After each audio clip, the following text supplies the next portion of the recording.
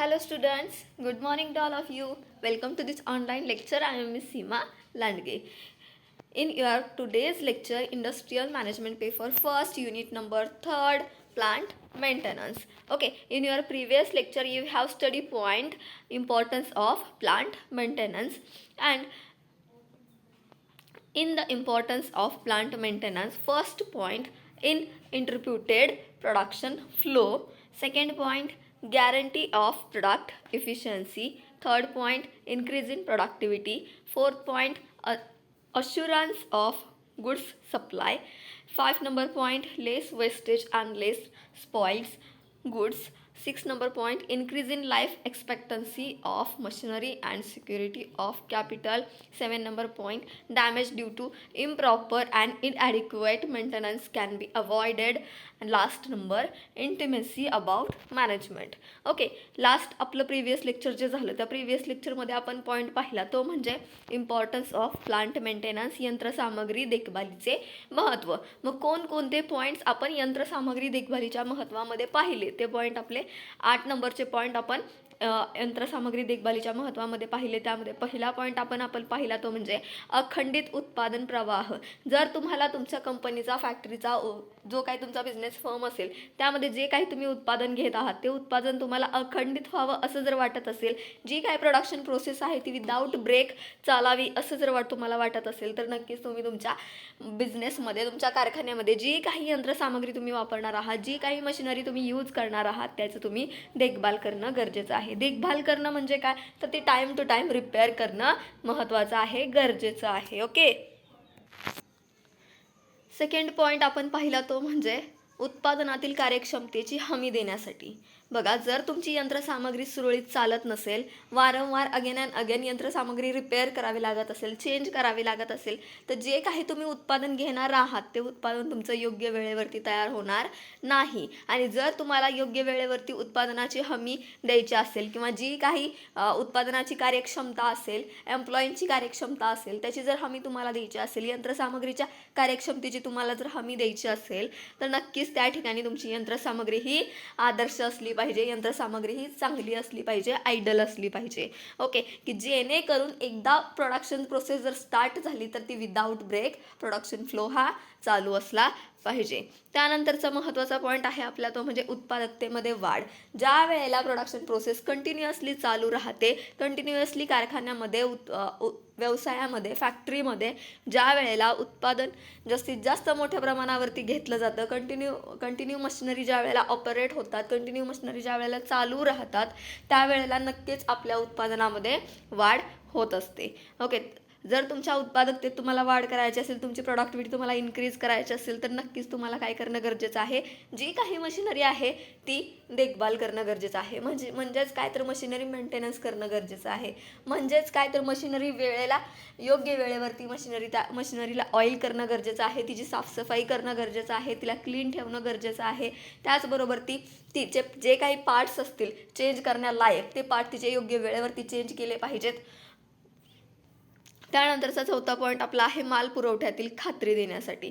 बघा, जे काही बिझनेस फर्ममध्ये तुमच्या ज्या काही वस्तूचं उत्पादन घेतलं जात असेल, जे काही प्रोडक्टचं प्रोडक्शन तुम्ही घेत असाल, ज्या काही सर्व्हिसेस तुम्ही देत असाल, प्रोडक्शन तुमचं प्रोडक्ट तुम्ही मार्केटमध्ये आणत असाल तर ती ग्राहकांपर्यंत योग्य वेळेमध्ये पोहोचवण्याची जी खात्री तुम्हाला द्यायची आहे ती खात्री देण्यासाठी तुमची मशिनरी कशी असली पाहिजे, तंदुरुस्त असली पाहिजे. तुमची मशिनरी ही चांगली असली पाहिजे, आयडल असली पाहिजे. तंदुरुस्त असली पाहिजे म्हणजेच काय आहे त्या कंडिशनमध्ये रफ अँड टफ मशिनरी चालली पाहिजे.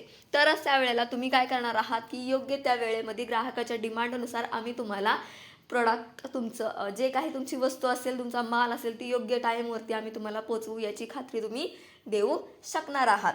ओके, त्यानंतरचा पॉईंट आपला आहे तो म्हणजे किमान अपव्यय आणि कमी खराब माल. जर तुम्हाला कमी वेळेमध्ये जास्तीत जास्त उत्पादन घ्यायचं असेल तर तुमची मशिनरी तेवढी कपॅसिटीची असली पाहिजे. त्याचबरोबर तुमची मशिनरी जर फुल कपॅसिटीची असेल आणि तुम्ही पूर्ण तुमच्या मशिनरीचा उपयोग करून घेत असाल, तुमचा जो काही तुमचा माल फॅक्टरीमधून तुम्ही बाहेर काढत असाल किंवा जी काही अंतिम वस्तू तुम्ही बनवता आहात ती वस्तू जर तुमची उच्च दर्जाची बनावी असं जर तुम्हाला वाटत असेल तर ती मशिनरी तुमची मेंटेन असणं गरजेचं आहे. ओके, तरच कमी खराब माल तिथून बाहेर निघणार आहे. म्हणजेच काय तर माल हा आपला वेस्ट जाता कामा नये, माल हा वेस्ट होऊ नये, कच्चा माल हा वेस्ट होऊ नये. जर तुम्ही खराब माल बाहेर काढत असाल मशिनरीमधून तर नक्कीच त्या प्रोडक्टची क्वालिटी ही कशी असणार आहे, लो असणार आहे. आणि लो क्वालिटीच्या प्रोडक्टला मार्केटमध्ये डिमांड ही दिली जात नाही. जर मार्केटमध्ये आपल्या प्रोडक्टला डिमांड जास्तीत जास्त यावी असं वाटत असेल तर तुमचं प्रोडक्ट हे क्वालिटेटिव्ह असणं गरजेचं आहे. क्वालिटेटिव्ह प्रोडक्ट बरोबर तुमच्या प्रोडक्टची प्राईज ही त्या कम्पेअरमध्ये व्यवस्थित असली पाहिजे. ओके, त्यानंतरचा 6वा आपला पॉईंट आहे तो म्हणजे यंत्रसामग्रीचे आयुर्मान वाढ आणि भांडवलाची सुरक्षितता. म्हणजेच काय तर जी काही यंत्रसामग्री, जी काही मशिनरी तुम्ही तुमच्या बिझनेस फर्ममध्ये, तुमच्या फॅक्टरीमध्ये यूज करणार आहात प्रोडक्शन घेण्यासाठी, ती मशिनरी तुम्ही योग्य वेळेवरती रिपेअर करणं गरजेचं आहे. जर त्या मशिनरीचा एखादा पार्ट चेंज करायचा असेल, तो ढिला झालेला असेल तर तो पॅक करणं गरजेचं आहे. चेंज करायचा असेल तर तो योग्य वेळेवरती तो चेंज करणं गरजेचं आहे. त्याचबरोबर ती जर मशिनरीला गंज लागला असेल तर ती मशिनरीला ऑइल करणं गरजेचं आहे. तिला रोजच्या रोज क्लीन ठेवणं, तिच्यावरती धूळ कचरा बसू न देणं हे आपलं काम आहे. आपण जर प्रॉपर मेंटेन केली मशिनरी आपली, तिचा प्रॉपर रिपेअर मेंटेनन्सचा खर्च जर आपण उचलला तरच काय होणार आहे, ती मशिनरी जास्त काळापर्यंत आपल्याला टिकणार आहे.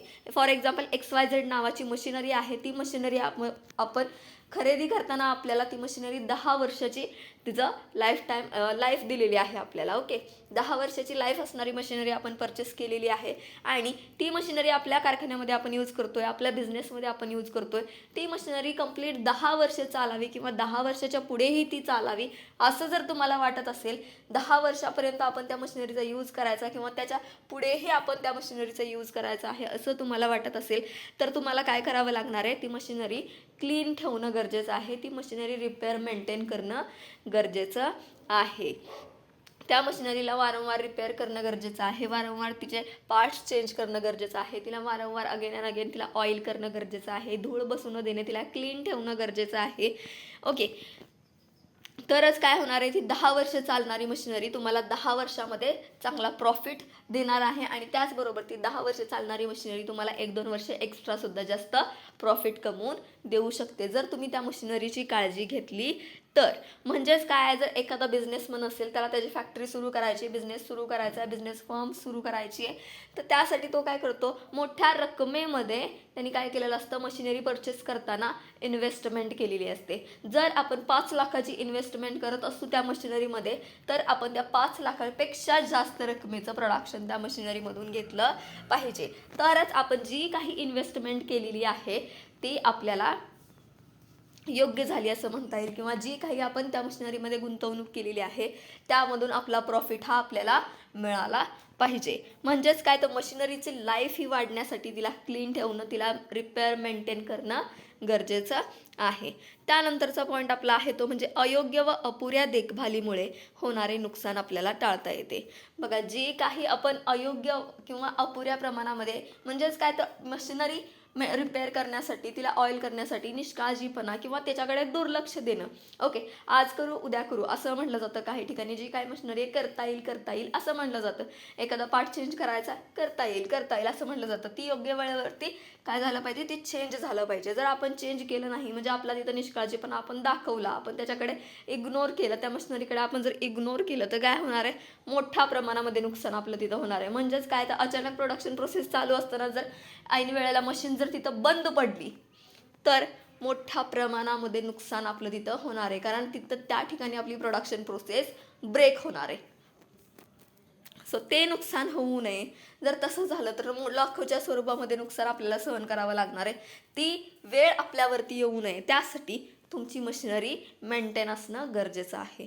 त्यानंतरचा लास्टचा पॉईंट आहे तो म्हणजे व्यवस्थापनाबद्दल असणारी आत्मीयता. जे काही मॅनेजमेंट असेल त्या मॅनेजमेंटमध्ये जो काही आपल्याला मॅनेजमेंटचा रिस्पेक्ट आपण करतो, त्या मॅनेजमेंटच्या रिस्पेक्टनुसार ती मशिनरी कशी असली पाहिजे, मेंटेन असली पाहिजे. ओके, एक लक्षात ठेवायचं की मशिनरी जी आहे आपल्या बिझनेसमध्ये यूज करतोय आपण ती टाईम टू टाईम क्लीन असली पाहिजे. टाईम टू टाईम तिला ऑइल केलं पाहिजे. एखादा पार्ट जर चेंज करायचा असेल तर तो योग्य वेळेवरती चेंज केला गेला पाहिजे. एखादा पार्ट जर लूज झालेला असेल तर तो तिथं पॅक केला गेला पाहिजे, टाईट केला पाहिजे. ओके, हे पाहिलं आपण प्रिव्हियस लेक्चरमध्ये.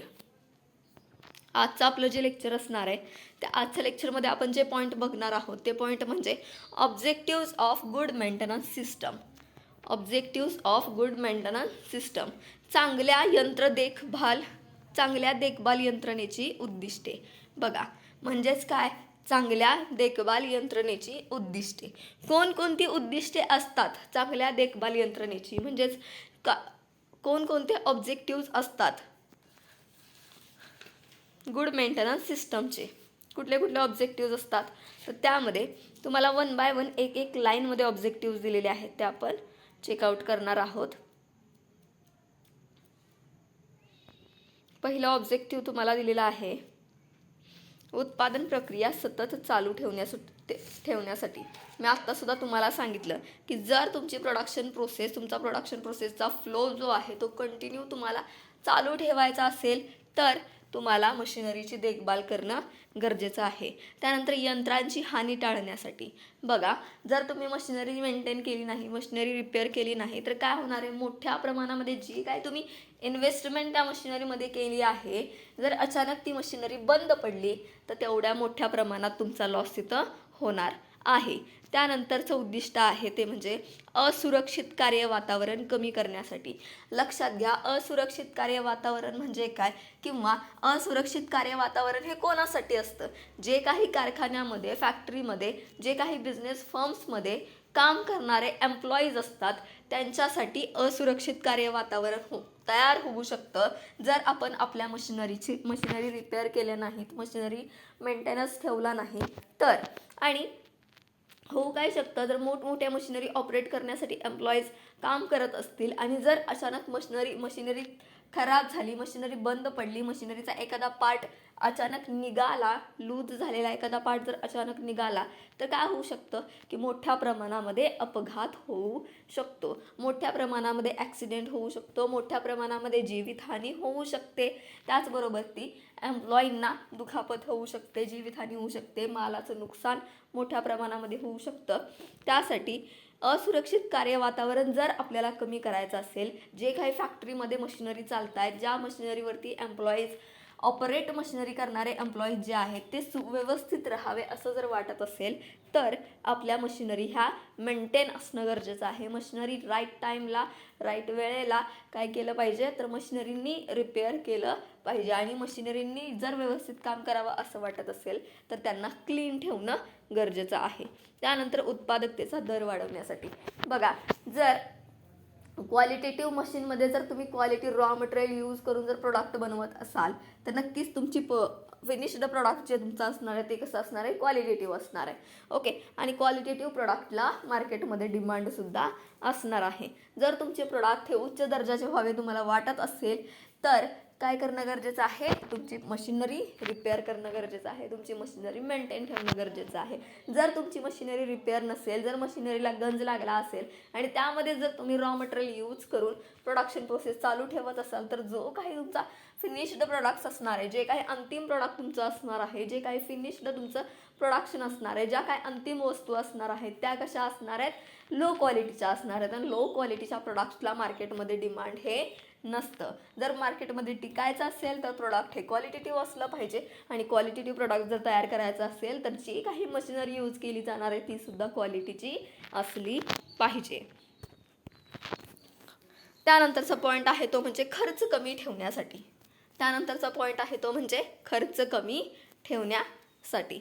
बघा चांगल्या देखभाल यंत्रणेच्या उद्दिष्टेमध्ये आपल्याला हा पॉईंट सांगितला आहे की खर्च कमी ठेवण्यासाठी. म्हणजेच कोणता खर्च, तर जर आपण योग्य वेळेला मशिनरी आपली रिपेअर करत असू, मशिनरी ऑइल करत असू, ज्या वेळेला मशिनरीचा पार्ट चेंज करायचा आहे त्यावेळेला जर मशिनरीचा पार्ट चेंज केला जात असेल तर काही काळाने जो काही आपल्याला लॉस येणार आहे किंवा जो काही आपल्याला मेंटेनन्सचा जास्तीत जास्त खर्च येणार आहे तो काय होतो, कमी होतो. म्हणजेच काय, तर आपल्याला आज 10 रुपये जर खर्च करायचे असतील मशिनरीला आणि आपण जर ते केले नाहीत तर आपल्याला 8 दिवसांनी त्या 10 रुपयाच्या जागेवरती 1000 रुपये आपल्याला तिथं मशिनरीला खर्च करावा लागतो. म्हणजेच काय, तर आपल्याला 1000 रुपये खर्च हा येऊ नये त्यासाठी आपण त्याच दिवशी 10 रुपये खर्च करून मशिनरी ही रिपेअर करणं गरजेचं आहे. ओके.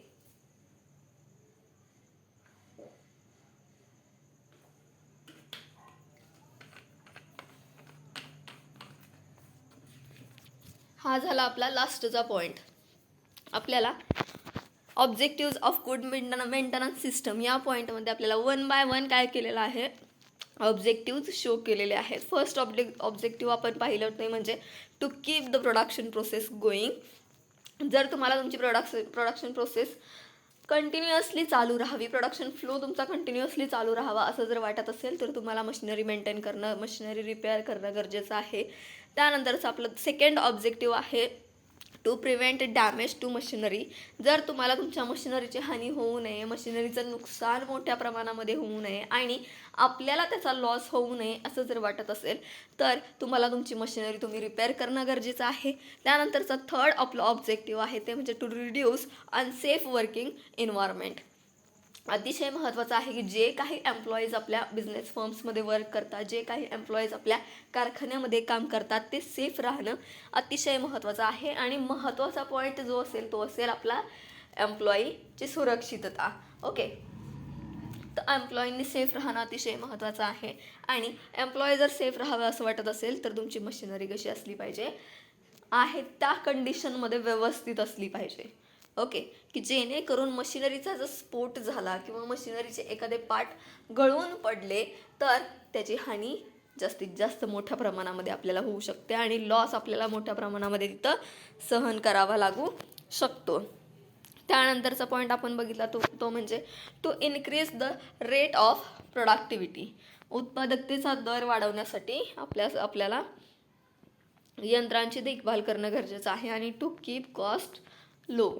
ओके. खर्च कमी ठेवण्यासाठी सुद्धा आपल्याला प्रोडक्शन प्रोसेस चालू राहण्यासाठी, यंत्रांची हानी टाळण्यासाठी, असुरक्षित कार्य वातावरण कमी करण्यासाठी, अपघाताचं प्रमाण कमी करण्यासाठी, उत्पादकतेचा दर वाढवण्यासाठी, खर्च कमी ठेवण्यासाठी आपल्याला मशिनरींची देखभाल करणं अतिशय गरजेचं आहे. मशिनरी मेंटेन ठेवणं गरजेचं आहे. मशिनरी रिपेअर करणं गरजेचं आहे. ओके. आपण आपला तिसरा टॉपिक सुरू केलेला आहे आणि तिसऱ्या टॉपिकचं टायटलच आपलं आहे प्लांट मेंटेनन्स. आणि प्लांट मेंटेनन्समध्ये आपण प्रिव्हियस लेक्चरला प्लांट मेंटेनन्स म्हणजे काय आणि प्लांट मेंटेनन्सचं महत्त्व कशासाठी आहे, म्हणजेच काय तर मशिनरी रिपेअर करायच्या कशासाठी आपण पाहिलं आहे. त्याचबरोबर ती मशिनरी रिपेअर म्हणजे काय, प्लांट मेंटेनन्स म्हणजे काय, का करावा लागतो मेंटेनन्स, तो आपण प्रिव्हियस लेक्चरमध्ये पाहिलेला आहे. आणि आज आपण पाहिले ते म्हणजे चांगल्या देखभाल यंत्रणेची उद्दिष्टे कोणकोणती असू शकतात. ओके. आपलं नेक्स्ट लेक्चर जे असणार आहे त्या नेक्स्ट लेक्चरमध्ये आपण जो पॉईंट बघणार आहोत तो असेल आपला देखभालीचे प्रकार किंवा क्लासिफिकेशन, वर्गीकरण. Okay. Types of plant maintenance or repairs किंवा classification of plant maintenance or repairs. यंत्र देखभालीचे प्रकार किंवा दुरुस्तीचे प्रकार किंवा यंत्र देखभालीचे वर्गीकरण. ओके. आपला हा थर्ड टॉपिक स्टार्ट झालेला आहे. तुम्हाला तुमच्या व्हॉट्सअप ग्रुपवरती एक गुगल फॉर्मची लिंक दिलेली आहे. त्या लिंकमध्ये 10 क्वेश्चन्स आहेत. ते 10 क्वेश्चन्स तुम्ही कंपल्सरी सॉल्व्ह करायचे आहेत आपल्या इंटरनल मार्क्ससाठी. ओके. आणि कंटिन्युअसली काय करायचं आहे, इंडस्ट्रियल मॅनेजमेंट पेपर 1चे सेपरेटली नोटबुक करून त्यामध्ये नोट्स तुम्ही लिहून काढायचे आहेत, ज्या की तुमच्या चेक केल्या जाणार आहेत. ओके. प्रत्येकाने नोट्स ह्या नोट डाऊन करून घ्यायच्या आहेत. आपल्या लायब्ररीमधून इंडस्ट्रियल मॅनेजमेंटचं बुक घेऊन जायचं. इंडस्ट्रियल मॅनेजमेंट पेपर 1 आणि 2 जे असतील ते दोन्ही तुम्हाला एका बुक्समध्ये मिळतील. काय करायचं, आपलं पेपर 1चा आणि 2चं बुक घेऊन जायचं आणि सेपरेटली नोटबुक घालायची आपल्या इंडस्ट्रियल मॅनेजमेंट पेपर 1साठी. आणि पहिल्या पेजवरती तुमचं नाव असेल, सेकंड पेजवरती तुमचा आपला 4 युनिटचा सिलेबस असेल आणि तिसऱ्या युनिटपासून काय करायचं, तुम्ही नोट्स लिहून काढायच्या आहेत, ज्या की चेक केल्या जाणार आहेत. ओके. आणि लेक्चर ऐकत असताना कंपल्सरी कमेंट सेक्शनमध्ये प्रत्येकाने नाव मेन्शन करायचं आहे. तुमच्या प्रेझेंटीसाठी अतिशय महत्त्वाचं आहे. तुमची प्रेझेंटीचा रेकॉर्ड अतिशय महत्त्वाचा आहे तो. सो त्यासाठी काय करायचं आहे, प्रेझेंटी तुमची दिसण्यासाठी तुम्ही कमेंट सेक्शनमध्ये नाव मेन्शन करायचं आहे. ओके. त्याचबरोबर ती तुमची डिव्हिजनसुद्धा तुम्ही काय करायचं आहे, मेन्शन करायची आहे. आणि जरी तुम्हाला काही क्वेश्चन क्वेरीज असतील तरी तुम्ही मला त्या कमेंट सेक्शनमध्ये विचारू शकता. Okay, thank you.